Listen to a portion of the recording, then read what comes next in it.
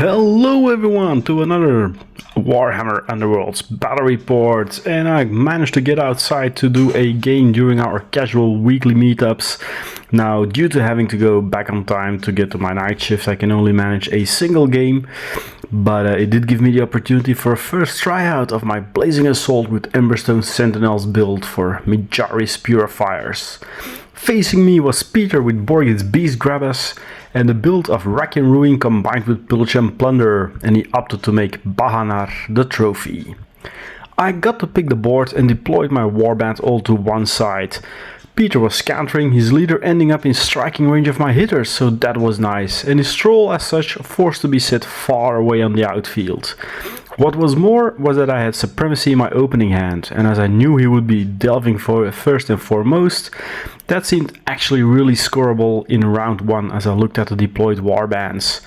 To that end, Bahanar immediately occupied the token in neutral territory, as he indeed started to delve on his half to inspire his warband.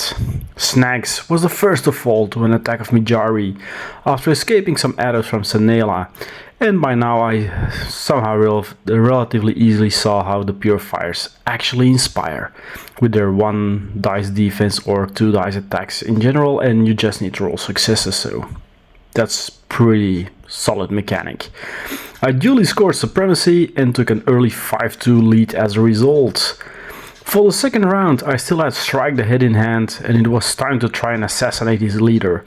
Bahanar charged forward, swinging his huge hammer, and combined with the Grievous it had went through the defenses of Borgit, felling the Git in one blow.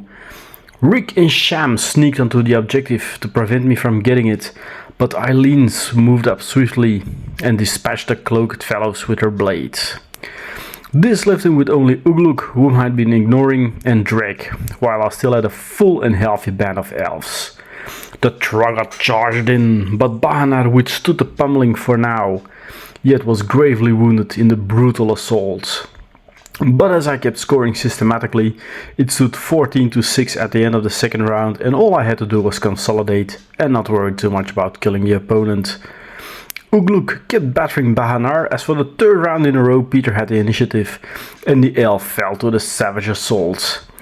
Eileen wounded the beast, but he healed back up with a healing potion, and in return gravely wounded the Swordsmaster. Fortunately, with great fortitude, he remained on a vulnerable state and clinged on, just barely. I had the Swordmaster Voltron up though, and using great speed moved behind Myari on the total opposite side of the board. His only chance to take that bounty would be a lucky shot with Drake, because the troll was now far out of range. But the puny little archer totally missed his shot, and my elf was safe from harm. Sanela dodged an attack from Ugluk, and so the game came to an end, the Purifiers keeping safe distances from the big beast, while rattled by the Troggot's attack, my archer missed a shot to finish off little Drake. But it was nothing to worry about, as Myari took home a 17-11 win without ever actually coming into a tight spot. Taking out his leader early in round 2 was a big boost in taking the win, as that left his wings clipped. But I also had the benefit of both his leader being in striking distance, yet opting not to go for him immediately to grab Supremacy first, and the Troggot being too far away to have any decent impact on the game. The deck itself ran smoothly, and I only had 1 card left in my pile in the very end, and also didn't score a single objective as I failed to make that perfect strike even with 2 dice, but heck, it didn't matter that much. Thanks for watching, and until the next game, bye bye.